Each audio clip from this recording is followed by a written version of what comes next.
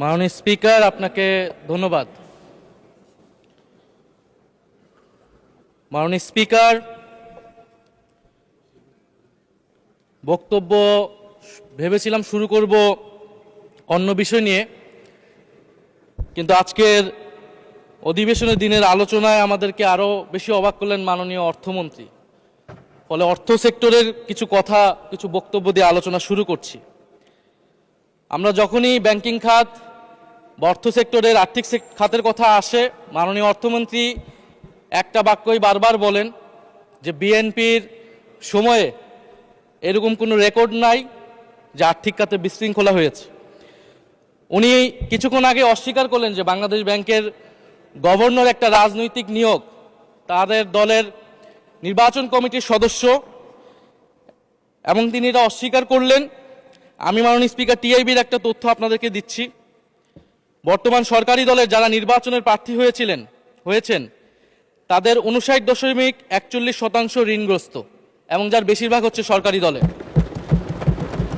সংসদ সদস্যদের 11,000 কোটি টাকার বেশি ঋণ রয়েছে, যার অধিকাংশই সরকারি দলের। এদের অধিকাংশই ঋণ খেলাপি ছিলেন, নির্বাচনের আগে কিছু টাকা ঋণ দিয়ে পুনঃতফসিল করে নিয়েছেন। এবং বর্তমান যে বাংলাদেশ ব্যাংকের গভর্নর, তার স্পেশালিটিটা কি? তার স্পেশালিটি হচ্ছে এই ঋণ পুনঃতফসিল করা, এটাতে তিনি এক্সপার্ট। ফলে তাকে বাংলাদেশ ব্যাংকের গভর্নর কেন দেওয়া হয়েছে এটা খুব পরিষ্কার মাননীয় স্পিকার।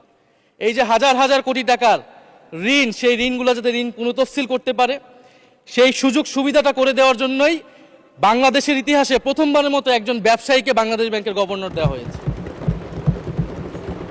ফলে জাতির সামনে এই জিনিসগুলো পরিষ্কার হয়েছে।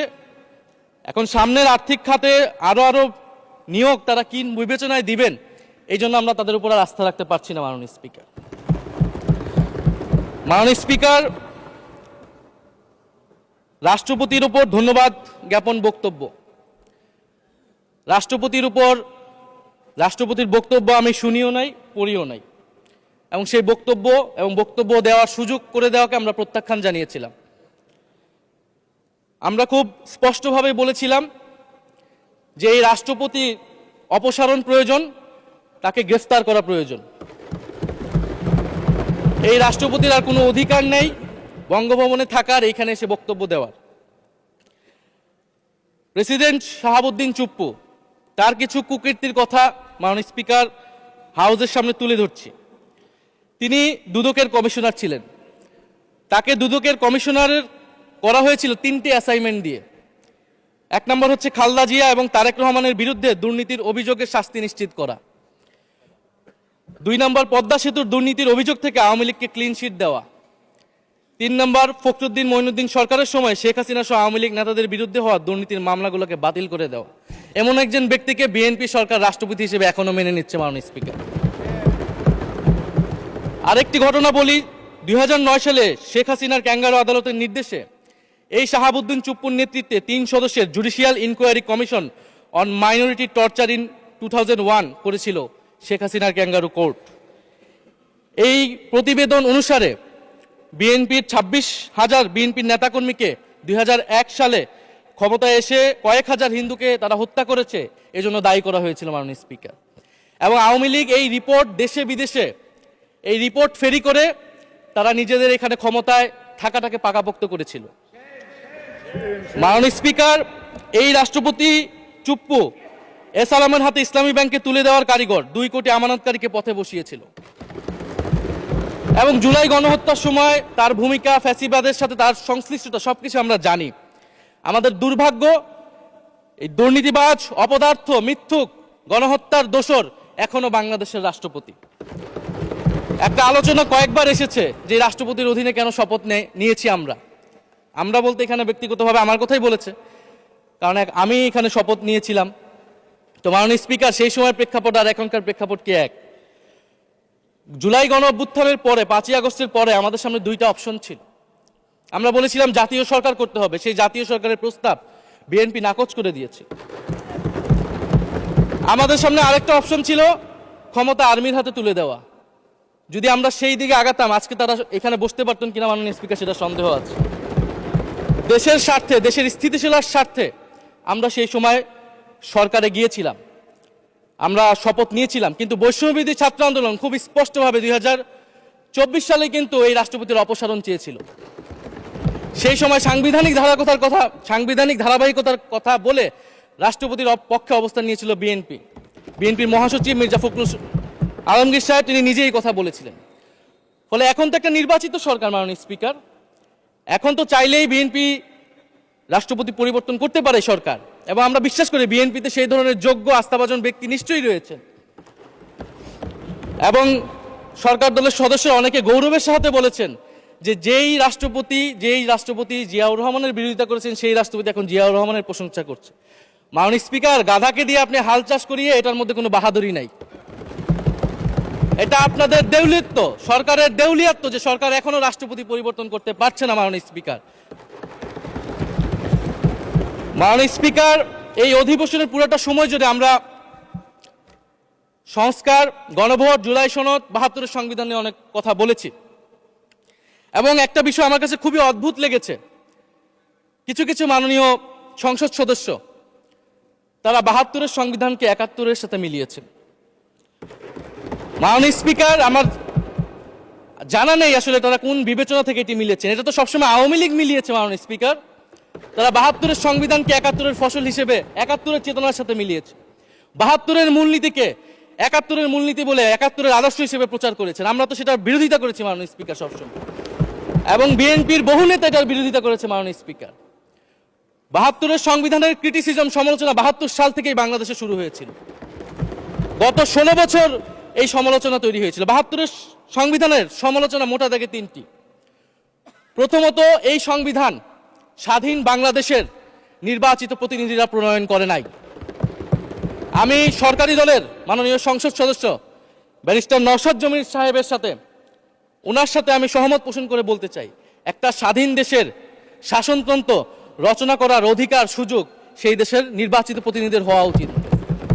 72-এর সংবিধান রচনা করেছিল যারা 70-এর নির্বাচনে আইয়ুব খানের এলএফের অধীনে যারা নির্বাচিত হয়েছিল পাকিস্তানের শাসনতন্ত্র রচনা করার জন্য মাননীয় স্পিকার। দ্বিতীয়ত, এই 72-এর সংবিধান ইনহেরেন্টলি এটা একটা আনডেমোক্রেটিক কনস্টিটিউশন। একজন ব্যক্তির হাতে সকল ক্ষমতা অর্পণ করা হয়েছিল মাননীয় স্পিকার। সেই সময় শেখ মুজিবকে সামনে রেখে এই সংবিধান তৈরি করা হয়েছিল। একজন ব্যক্তির হাতে সংসদের ক্ষমতা, নির্বাহী বিভাগের ক্ষমতা, এমনকি বিচার বিভাগের ক্ষমতাও নানা কায়দা করে তার হাতে তুলে দেওয়া হয়েছিল মাননীয় স্পিকার। ফলে স্বৈরতন্ত্রের বীজ কিন্তু সেই 72-এর সংবিধান থেকে বাংলাদেশে শুরু হয়েছিল। এবং সবচেয়ে ইম্পর্টেন্ট, এই সংবিধান হচ্ছে মুজিববাদী আদর্শ দ্বারা রচিত হয়েছিল মাননীয় স্পিকার। 71-এর আদর্শ কিন্তু চার নীতি ছিল না মাননীয় স্পিকার। 71-এর আদর্শ ছিল সাম্য, মানবিক মর্যাদা, সামাজিক ন্যায় বিচার। 72-এর সংবিধান এসে বলা হলো জাতীয়তাবাদ, বাঙালি জাতীয়তাবাদ, ধর্মনিরপেক্ষত্ব, গণতন্ত্র এবং সমাজতন্ত্র, এবং এটার বিরুদ্ধে বিদ্রোহ করেছিলেন মেজর জিয়াউর রহমান। মাননীয় স্পিকার, আজকে বিএনপি তার ফান্ডামেন্টাল জায়গা থেকে সরে যাচ্ছে মাননীয় স্পিকার। শুধু জামাত ইসলাম 72-এর বিরোধিতা করেছে বলে কি বিএনপি এখন আওয়ামী লীগের পজিশনে চলে গিয়েছে? আমাদের জানা নেই মাননীয় স্পিকার। 72-এর সংবিধানের বিরোধিতা করেছেন বদরুদ্দিন উমর, 72-এর সংবিধানের বিরোধিতা করেছেন মাওলানা ভাসানী, 72-এর সংবিধানের বিরোধিতা করেছেন কমরেড মুজাফফর আহমেদ, 72-এর সংবিধানের বিরোধিতা শত শত মুক্তিযোদ্ধারা করেছেন মাননীয় স্পিকার। ফলে এই 72-এর সংবিধানকে বাতিল করার একটা সুযোগ আমাদের এসেছিল 1975 সালের সিপাহী জনতার বিপ্লবের মধ্য দিয়ে।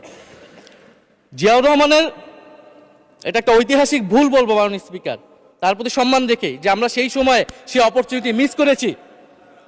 আমরা একটা গণপরিষদ দিয়ে নতুন সংবিধান করতে পারি না, এবং এই অপরচুনিটি আমরা এই 24-ও মিস করেছি এবং এখনো করতে যাচ্ছি মাননীয় স্পিকার। মাননীয় স্পিকার, 5ই আগস্টের পরে যখন সংস্কারের আলোচনা আসলো, বৈষম্যবিরোধী ছাত্র আন্দোলন তাদের পক্ষ থেকে আমরা বলেছিলাম আমরা নতুন সংবিধান চাই বা সংবিধান পুনর্লিখন চাই। বিএনপি বলেছিল তারা নির্বাচনের মাধ্যমে ক্ষমতায় যেতে চায়। ফলে 5ই আগস্টের পর থেকে রাস্তা দুটি আলাদা হয়ে গেছিল মাননীয় স্পিকার। তখন আমরা একটা মধ্যপন্থায় আসলাম যে আমরা সংস্কারে আসি। সেই জায়গা থেকে সংস্কার কমিশন ঐক্যমত, সেখানে আলোচনা হলো।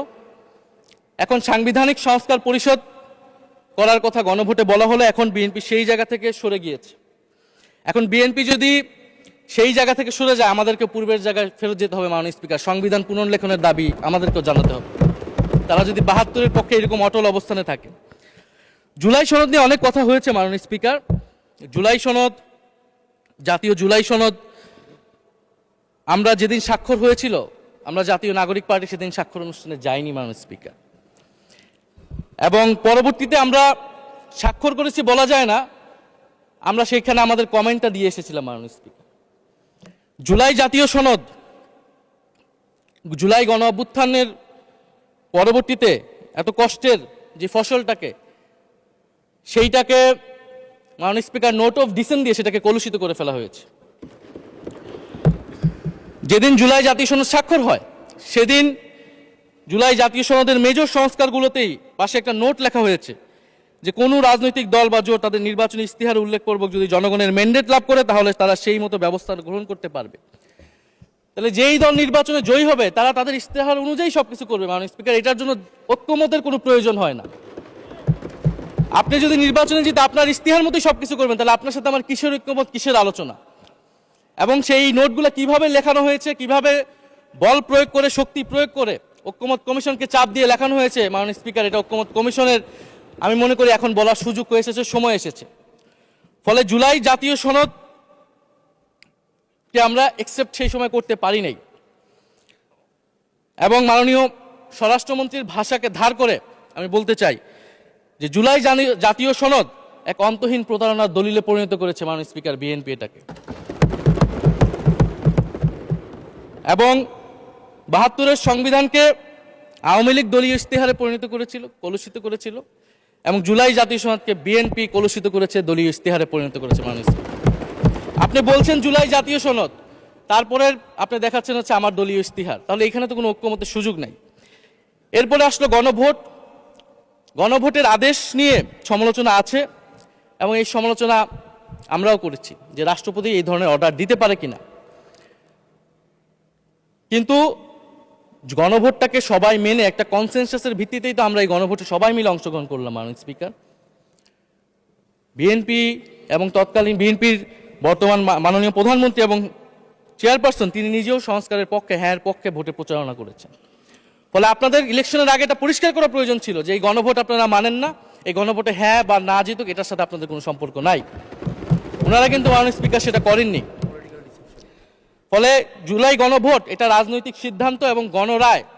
মাননীয় স্বরাষ্ট্রমন্ত্রী তিনি নিজেই সেই সময় বলেছেন যে গণরায় হচ্ছে সার্বভৌম ক্ষমতা, জনগণের রায় আসলে সেটা সকলেই মেনে নিতে বাধ্য হবে, এমনকি যদি সেটার বিরুদ্ধেও কেউ বিজয়ী হয় তারাও সেটা মেনে নিতে বাধ্য হবে। ফলে আমরা মনে করি যে এই গণভোট অনুসারে যে সাংবিধানিক সংস্কার পরিষদ, অতি দ্রুত সময়ের মধ্যে সাংবিধানিক সংস্কার পরিষদ গঠন করা উচিত, এর সুরাহা করা উচিত। আমরা তো মাননীয় স্পিকার অনেক দূর সরে এসেছি, নতুন সংবিধানের জায়গা থেকে সরে আসতে আসতে আমরা কোথায় আসলাম? আমরা খুবই সামান্য কিছু দাবি এখানে এসেছে, জুলাই জাতীয় সনদ বা গণভোট যেটাই বলেন না কেন, যে একটা উচ্চকক্ষ হবে ভোটের অনুপাতে, তত্ত্বাবধায়ক সরকার হবে। এই তত্ত্বাবধায়ক সরকার নিয়েই তো এত ঝামেলা, গত 16 বছরের এত আন্দোলন। কিভাবে নিয়োগ হবে, এই নিয়োগটা আমাদেরকে জানতে হবে মাননীয় স্পিকার। নির্বাচন কমিশনার এবং সাংবিধানিক প্রতিষ্ঠানগুলোতে কিভাবে নিয়োগ হবে, একটা নির্দলীয় এবং গ্রহণযোগ্য নিয়োগ আমরা কিভাবে করতে পারি, যেটা দেশকে বিভাজিত করবে না, বিরোধী দলের উপরে বিরোধী দলের অধিকার ক্ষুণ্ণ করবে না, এবং সবচেয়ে গুরুত্বপূর্ণ বিচার বিভাগ পৃথকীকরণ মাননীয় স্পিকার। এগুলা আমরা 5ই আগস্টের পরে আসমান থেকে বলি না, এগুলা গত 16 বছর আলোচনা হয়েছে। বিএনপির 31 দফায় আলোচনা ছিল, আরো অনেক রাজনৈতিক দলের আলোচনাতে, সংস্কারের আলোচনা থেকে আমরা মাননীয় স্পিকার ধার করেছিলাম। হ্যাঁ, বিচার বিভাগ এই মুহূর্তে পৃথকীকরণ বা বিচার বিভাগের স্বাধীনতা নিয়ে কনসার্ন আছে, কারণ আওয়ামী লীগের নিয়োগকৃত অনেক বিচারক মাননীয় স্পিকার এখনো রয়ে গেছে বিচারালয়ে, যারা এই জামিনগুলো করিয়েছে ফ্যাসিস্টদের।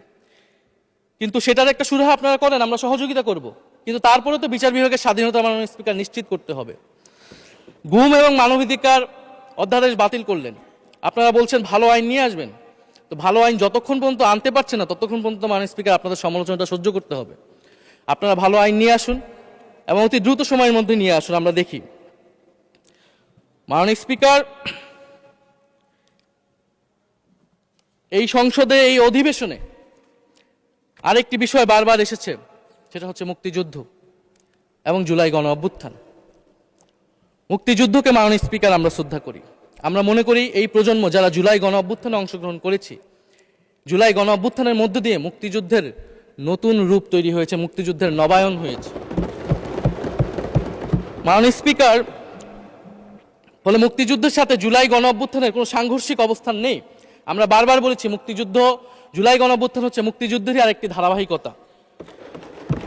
মুক্তিযুদ্ধে আমরা সাম্য মানবিক মর্যাদার কথা বলেছি, জুলাই গণ অভ্যুত্থানে আমরা বৈষম্য বিরোধী গণতান্ত্রিক বাংলাদেশের কথা বলেছি। মাননীয় স্পিকার, কোথায় পার্থক্য, কোথায় আলাদা, এবং কোন ঘটনা বড় কোন ঘটনা ছোট, এটা অহৈতুক তর্ক। মাননীয় স্পিকার, আমরা কেউ বলি নাই যে জুলাই গণ অভ্যুত্থান মুক্তিযুদ্ধের থেকে বড়, বা জুলাই গণ অভ্যুত্থান 90-এর থেকে বড় বা 90-এর থেকে ছোট।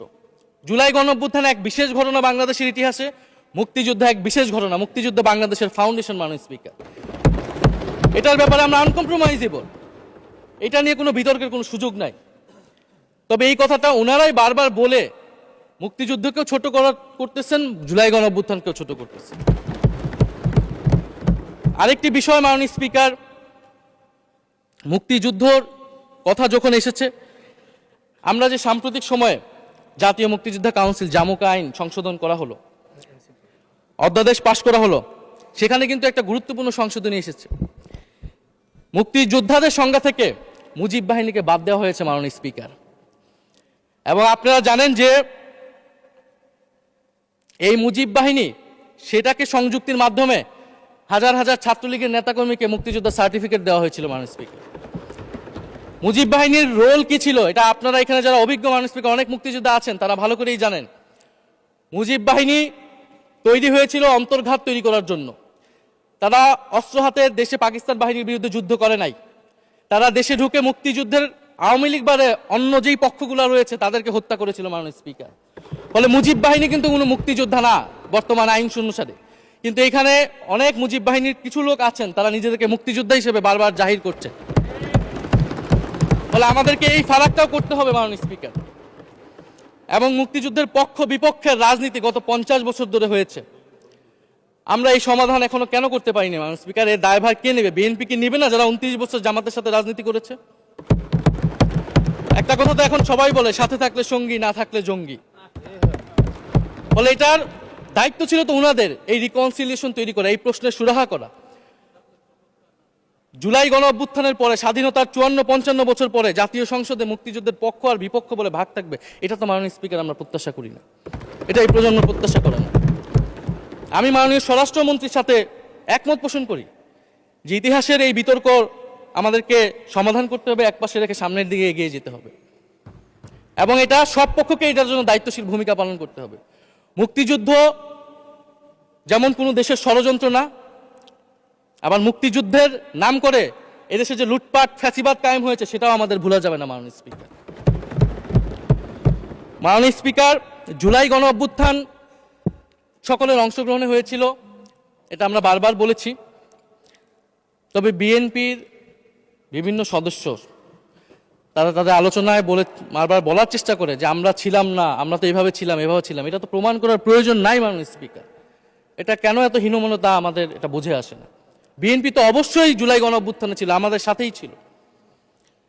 এবং সেই সময়ের একটা উক্তি বিএনপির মহাসচিব মির্জা ফখরুল ইসলাম আলমগীর, উনি বলেছিলেন যে এই আন্দোলনের সাথে আমাদের সম্পর্ক নাই, এটা ছাত্রদের আন্দোলন। তার ওই বক্তব্য সঠিক ছিল মাননীয় স্পিকার। তার উনার ওই সময়ে কৌশলগত অবস্থান এটাই সঠিক ছিল, উনি ওই সময় এই বক্তব্যই প্রয়োজন ছিল, এটা তো আমাদের কোনো দ্বিমত নাই।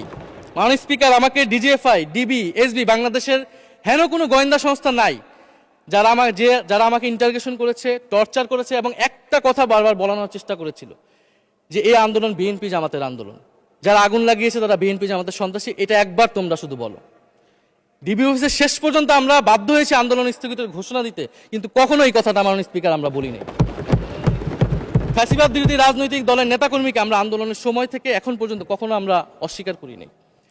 কিন্তু একটা জায়গা আমরা ফারাক করতে চাই, যে এই গণ অভ্যুত্থান কোনো দলীয় আন্দোলন নয়। 90-এর গণ অভ্যুত্থান, 69-এর গণ অভ্যুত্থান থেকে এই গণ অভ্যুত্থানের পার্থক্য রয়েছে মাননীয় স্পিকার। এই গণ অভ্যুত্থানে ফ্যাসিবাদ বিরোধী রাজনৈতিক দলের নেতাকর্মীরা নেতৃত্বে নয়, সামনে পিছনে ছিল মাননীয় স্পিকার। সামনে সাধারণ জনগণ ছিল, ছাত্ররা ছিল। ফলে সেই হিসেবেই এই গণ অভ্যুত্থানকে স্বীকৃতি দেওয়া উচিত। এখন যদি বলা হয় যে অমুকের নেতৃত্বে এই গণঅভ্যুত্থান হয়েছে, আমাদের লোকেরা এই গণঅভ্যুত্থান করেছে। এটা মাননীয় স্পিকার এই গণঅভ্যুত্থানের সাথে যারা সাধারণ মানুষ নেমেছিল, যারা শহীদ হয়েছে, তাদের সাথে মাননীয় স্পিকার বিশ্বাসঘাতকতা করা হবে। ফলে জুলাই গণঅভ্যুত্থানের সকলের অংশগ্রহণ ছিল। হ্যাঁ, আমাদের অনেক মতপার্থক্য। জুলাই গণঅভ্যুত্থানের পরে আমাদের রাস্তা আলাদা হয়ে গেছে আমরা মনে করি রাজনৈতিকভাবে, কিন্তু গণঅভ্যুত্থান আমরা একসাথেই করেছিলাম মাননীয় স্পিকার। এবং আমি দুইটা কোটেশন বলতে চাই মাননীয় স্পিকার। 7ই আগস্টে নয়াপল্টনের সমাবেশে জনাব তারেক রহমান ভার্চুয়ালি যুক্ত হয়ে বলেন, 1971 ছিল স্বাধীনতা অর্জনের আন্দোলন, আর 2024-এর আন্দোলন হলো সেই স্বাধীনতা ও সার্বভৌমত্ব রক্ষার আন্দোলন। এই আন্দোলনে অংশ নেওয়া প্রতিটি ছাত্র জনতা আজ থেকে নতুন দিনের মুক্তিযোদ্ধা। মাননীয় স্পিকার, মুক্তিযুদ্ধের সাথে আমরা তুলনা করছি এই জায়গা থেকে, কারণ আমাদের কাছে এটা প্রায় যুদ্ধ সময় একটা পরিস্থিতি ছিল। 6 আগস্ট বঙ্গভবনে আলোচনা শেষে ব্রিফিংয়ে মির্জা ফখরুল ইসলাম আলমগীর বলেন, ছাত্র জনতা বুকের রক্ত দিয়ে আমাদের নতুন এক সকাল উপহার দিয়েছে। বাংলাদেশ আজ দ্বিতীয়বার স্বাধীন হলো। এই স্বাধীনতা আমাদের রক্ত দিয়ে রক্ষা করতে হবে মাননীয় স্পিকার। আমরাও বলি রক্ত দিয়ে রক্ষা করতে হবে। মাননীয় স্পিকার, আমাকে একটু সময় বাড়িয়ে দিবেন। আমি যে সময়টা পেয়েছি এটা বিরোধী দলের কোটা থেকে, আমি আশা করব সরকারি দলের কোটা থেকে আমি আরো 10 মিনিট পাবো মাননীয় স্পিকার। মাননীয় চিফ হুইপ এবং সংসদ নেতা নিশ্চয়ই এটাতে সম্মতি দিবেন। মাননীয় স্পিকার, আমরা ভারত এবং পররাষ্ট্রনীতি নিয়ে কিছু কথা বলতে চাই। এই সরকার আসার পর একটা জিনিস বারবার আছে যে ভারতের সাথে সম্পর্ক উন্নয়ন, এবং মাননীয় পররাষ্ট্র মন্ত্রী যিনি আগের সরকারের নিরাপত্তা উপদেষ্টা, যার পদত্যাগ তৎকালীন বিএনপি চেয়েছিলেন, সেই পররাষ্ট্রমন্ত্রী ভারতে সফর করেছেন প্রথম, এবং তিনি যে বিবৃতি দিয়েছেন সেই বিবৃতিটা আমাদের কাছে স্পষ্ট না। আমরা কোন ভিত্তিতে ভারতের সাথে সম্পর্ক উন্নয়নের কথা বলছি? যেই ভিত্তিতে আওয়ামী লীগ উন্নয়নের কথা বলেছিল সেই ভিত্তিতে? ভারত বাংলাদেশকে 1971 সালের পর থেকে করদ রাজ্য পরিণত করার জন্য হেন চেষ্টা নেই যে করে নাই মাননীয় স্পিকার।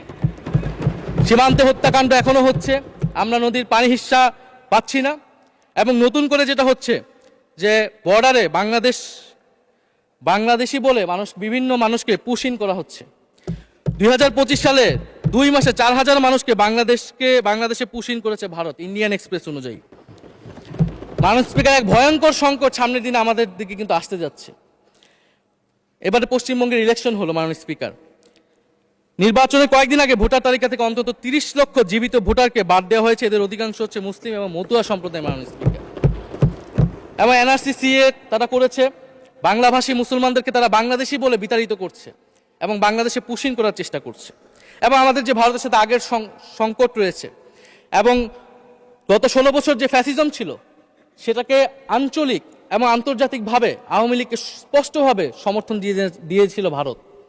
এবং এখনো জুলাইয়ের গণহত্যাকারী খুনি শেখ হাসিনা, ওসমান হাদির হত্যাকারীরা সবাই ভারত তাদেরকে আশ্রয় দিয়েছে। ফলে ভারতের সাথে এই বিষয়গুলো নিয়ে আমাদের সরকার কি কথা বলেছে এটা মাননীয় স্পিকার আমরা জানতে চাই। ভারতের সাথে সম্পর্ক আমরা উন্নয়ন করতে চাই। ভারত আমাদের প্রতিবেশী দেশ, কিন্তু মর্যাদার ভিত্তিতে, সাম্যের ভিত্তিতে এই সম্পর্ক হতে হবে মাননীয় স্পিকার। ভারত শুধু আওয়ামী লীগের সাথে সম্পর্ক তৈরি করে এই দেশকে নিয়ন্ত্রণ করার চেষ্টা করছে, সেই দিনকে সে কবর রচনা করতে হবে মাননীয় স্পিকার। ফলে এটা আমরা বুঝতে পারতেছি না ভারত বিএনপির সাথে বা বর্তমান সরকারের সাথে তার সম্পর্কের ভিত্তিটা কি, এবং বর্তমান সরকার আমার এই কথাগুলো যেগুলো আমি বললাম সেগুলো নিয়ে ভারতের সাথে কথা বলেছে কিনা মাননীয় স্পিকার। মাননীয় স্পিকার, দুর্নীতি নিয়ে অনেক কথা হয়। আমি ঋণ খেলাপির পরিসংখ্যানগুলো দিলাম, এবং নির্বাচনের বিধান অনুযায়ী ঋণ খেলাপিকে নির্বাচনে প্রার্থী হতে পারবে না, কিন্তু আমরা দেখলাম নির্বাচনের আগে কিছু টাকা পরিশোধ করে ঋণ পুনঃতফসিল করে তারা সংসদ সদস্য বেশি আসতেন মাননীয় স্পিকার। মাননীয় স্পিকার, আমি কিছু সংখ্যা বলছি। 1700 কোটি টাকা, 765 কোটি টাকা, 679 কোটি টাকা, 621 কোটি টাকা, 201 কোটি টাকা, 182 কোটি টাকা, 97 কোটি টাকা। মাননীয় স্পিকার, এগুলো আমাদের সংসদ সদস্য যারা তাদের ঋণ রয়েছে মাননীয় স্পিকার। এবার আমি নাম বললাম না, কিন্তু পরের সেশনে কিন্তু মাননীয় স্পিকার আমি নাম ধরেই কথা বলবো, এগুলা ফ্যাক্ট। এবং এখনো 2 জন আসতে পারে নাই এই কারণে। এখন দুর্নীতির বিরুদ্ধে তো যুদ্ধ ঘোষণা হয়েছে, এখন এই ঋণগুলো কবে বাংলাদেশের জনগণ ফেরত পাবে, বাংলাদেশের ব্যাংক ফেরত পাবে মাননীয় স্পিকার, এটা আমরা জানতে চাই। মাননীয় স্পিকার, যদি সময় একটু বাড়িয়ে দেন। হ্যাঁ, মাননীয় সদস্য, আপনি আবেদন জানিয়েছিলেন, এর মধ্যে ট্রেজারি বেঞ্চের যে চিফ হুইপ আছেন, মাননীয় চিফ হুইপ, উনি আমাকে জানিয়েছেন উনার সময় 20 মিনিট বরাদ্দ ছিল, সেখান থেকে 5 মিনিট উনি কর্তন করে আপনাকে দিয়েছেন। তো আপনি 5 মিনিটের মধ্যে দয়া করে শেষ করবেন। থ্যাংক মাননীয় ইউ। স্পিকার, আর মাননীয় প্রধানমন্ত্রীর থেকে আরো 5 মিনিট আমি রিকোয়েস্ট করছি মাননীয় স্পিকার, আর যদি 5 মিনিটে শেষ করতে পারে আমি শেষ করে দিব, কোনো সমস্যা নেই। মাননীয় স্পিকার,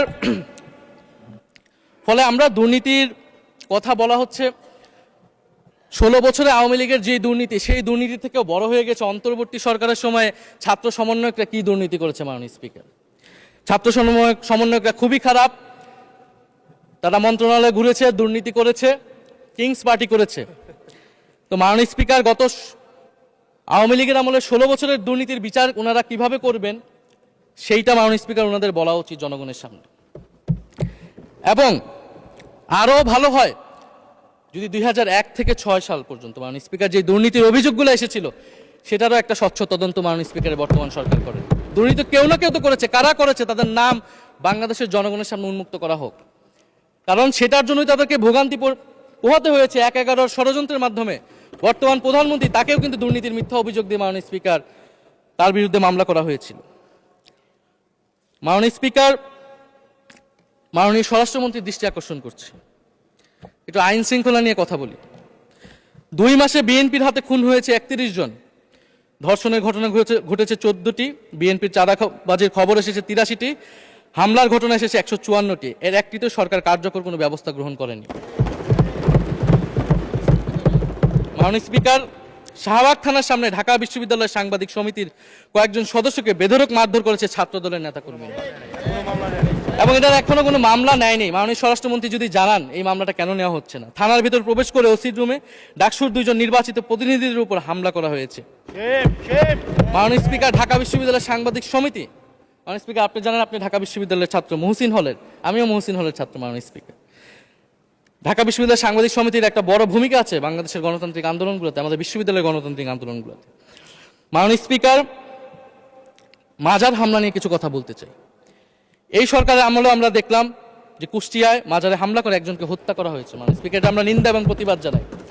আমরা কোনো ধর্মীয় বিতর্কে ঢুকবো না, সেটা নিয়ে আমাদের আলেম ওলামাগণ ব্যাখ্যা করবেন, কিন্তু আমরা রুল অফ ল নিয়ে কথা বলতে চাই। মাননীয় স্পিকার, এই ধরনের ঘটনা কোনোভাবেই গ্রহণযোগ্য হতে পারে না, এবং অন্তর্বর্তী সরকারের সময় এই ধরনের ঘটনা অনেক ঘটেছে, আমরা তারও নিন্দা জানাই, এবং সকল ঘটনার তদন্ত এবং বিচার হওয়া উচিত মাননীয় স্পিকার এই সময়ের মধ্যে। মাননীয় স্পিকার, জঙ্গিবাদ নিয়ে নতুন করে কথা আসছে, সরকারের প্রতি অনুরোধ থাকবে আপনারা একটু সমন্বয় করে বক্তব্য দিন। স্বরাষ্ট্রমন্ত্রী বলছেন জঙ্গিবাদ নেই, আবার মাননীয় প্রধানমন্ত্রীর উপদেষ্টা বলছেন জঙ্গিবাদ আছে, জঙ্গি আছে। তো ওনাদের বক্তব্যটা পরিষ্কার হলে আমরাও এই বিষয়ে আমাদের অবস্থান বা বক্তব্যটা পরিষ্কার করতে পারবো। তবে একটা জিনিস, যে জঙ্গিবাদের বিরুদ্ধে আমাদের জিরো টলারেন্স। মাননীয় স্পিকার, এটা বাংলাদেশের সিকিউরিটি প্রশ্ন, এবং এটা সরকার এককভাবে ডিল করতে পারবে না, এটা জাতীয় ঐক্য লাগবে, এবং সরকারকে আমরা সর্বাত্মকভাবে সহযোগিতা করবো এই বিষয়ে।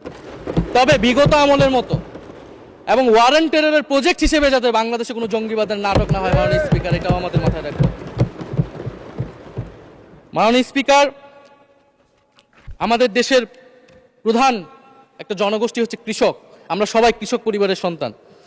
সরকার কৃষি কার্ড দিচ্ছে, এটা সরকারকে সাধুবাদ জানাই।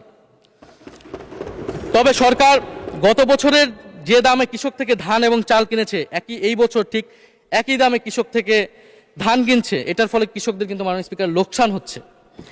ডিজেলের দাম বৃদ্ধি হয়েছে, সেচ খরচ, সার, বীজ, শ্রমিক মজুরি সব মিলিয়ে মাননীয় স্পিকার বোরো মৌসুমে ধানের উৎপাদন খরচ উল্লেখযোগ্যভাবে বেড়েছে।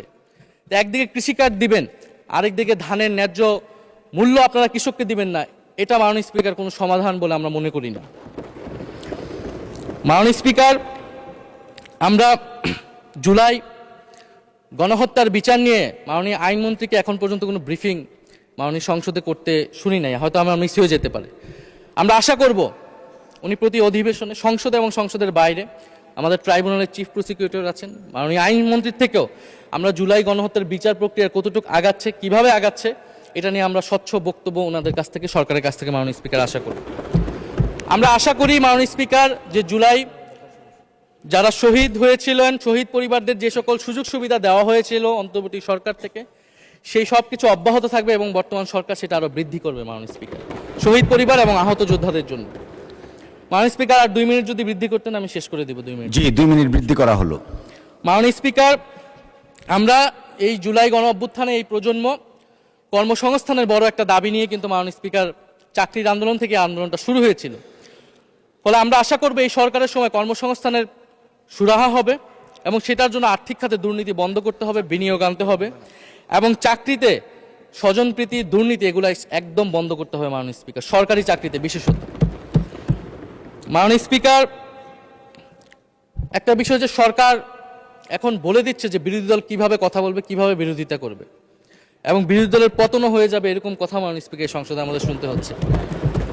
তো বিরোধী দল তো মাননীয় স্পিকার সরকারের প্রেসক্রিপশন অনুযায়ী বিরোধিতা করবে না, সরকারের শিখিয়ে দেওয়ার প্রয়োজন নাই কিভাবে কথা বলবে, কিভাবে বিরোধিতা করবে।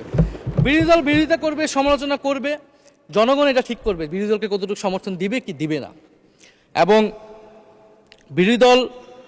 বিরোধী দলের রাজনীতি মাননীয় স্পিকার বিএনপি করেছে, আমরা দেখেছি, তখন ছোট ছিলাম।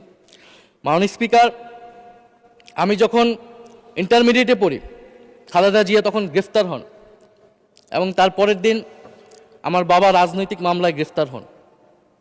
আমার মা আমাকে নিয়ে থানায়, কোর্টে এবং কারাগারে আমি আমার মায়ের সাথে ঘুরেছি মাননীয় স্পিকার। আমি জানি আমার এই অভিজ্ঞতা বাংলাদেশের লাখ লাখ মানুষের, ফ্যাসিবাদ বিরোধী আন্দোলন, রাজনৈতিক কর্মী যারা রয়েছে তাদের সকলের একই অভিজ্ঞতা মাননীয় স্পিকার। মাননীয় স্পিকার, সেই অভিজ্ঞতা থেকেই বিশ্ববিদ্যালয়ে যখন এসেছি প্রথম মনে হয়েছে যে এই প্রজন্ম হিসেবে আমাদের একটা দায়বদ্ধতা আছে। আমার সামনে একজন স্বৈর শাসক থাকবে, বাংলাদেশের একজন ছাত্র হিসেবে আমি এটা মেনে নিতে পারিনি মাননীয় স্পিকার প্রথম বর্ষ থেকে। সেই জায়গা থেকে কাজ করেছি জুলাই গণ অভ্যুত্থানে। মাননীয় স্পিকার, আমি আমার এলাকা নিয়ে শুধু শেষ করব, সবাই যেহেতু এলাকা নিয়ে কথা বলে প্রথম আসলে, আমি মাননীয় প্রধানমন্ত্রীর প্রতিবেশী, ঢাকা 17-এর প্রতিবেশী হচ্ছে ঢাকা 11 মাননীয় স্পিকার। সংসদে সরকার দল এবং বিরোধী দলের যেই পরিমাণ বৈষম্য, ঢাকা 17 এবং ঢাকা 11-এর একই পরিমাণ মাননীয় স্পিকার বৈষম্য। ফলে উনি যাতে এই বৈষম্য দূর করেন এবং ঢাকা 11-এর জন্য যদি মাননীয় সদস্য 2 মিনিট চেয়েছিলেন, শেষ হয়ে গেছে। আর 2 মিনিট দেওয়া হলো, 2 মিনিটের মধ্যে শেষ করে ফেলেন প্লিজ। স্পিকার, ধন্যবাদ আপনাকে। ফলে এই বৈষম্য উনি সংসদেও দূর করবেন, সংসদেও দূর হবে এবং আমার এলাকাও সেই উন্নয়ন কার্যক্রম হবে। ঢাকা 11 এই গণ অভ্যুত্থানের অন্যতম হট স্পট ছিল রামপুরা, বাড্ডা, ভাটারা এলাকা মাননীয় স্পিকার, যেখানে অনেক প্রাইভেট বিশ্ববিদ্যালয়, মাদ্রাসা, তারা সকলে এসে কিন্তু ফ্যাসিস্টদেরকে প্রতিহত করেছিল এবং এই অত্র এলাকার নানান সমস্যা। তো সরকারের জায়গা থেকে আমি আশা করব, আমি হয়তো অনেক সমালোচনা করতে পারি, অনেক ভুল ত্রুটি থাকতে পারে, যেহেতু নতুন এসেছি কথা বলছি। তো সেই জায়গা থেকে যাতে আমার এলাকার প্রতি কোনো বিরূপ মনোভাব না থাকে, কোনো বৈষম্য যাতে না হয় মাননীয় স্পিকার। আপাতত ওনারা ওইখানকার যিনি পরাজিত প্রার্থী তাদেরকে দিয়ে বিভিন্ন উন্নয়ন কার্যক্রম করছে প্রশাসক, এই সিটি কর্পোরেশনের প্রশাসক। তা আমার ক্রেডিটের দরকার নাই, কিন্তু উন্নয়ন হলেই মাননীয় স্পিকার চলবে। মাননীয় স্পিকার, আমি সর্বশেষ বলতে চাই, এই প্রথম অধিবেশনে বিশ্ববিদ্যালয় জীবনে ঢাকা বিশ্ববিদ্যালয়ের অনেক স্বপ্ন নিয়ে গিয়েছিলাম। প্রথম মাসে মাননীয় স্পিকার হতাশ হয়েছিলাম যখন দেখেছি হলের সিস্টেম, যখন দেখেছি বিশ্ববিদ্যালয়ের সিস্টেম এবং এই সংসদে মাননীয় স্পিকার প্রথম অধিবেশনে আমি অনেক হতাশ হয়েছি।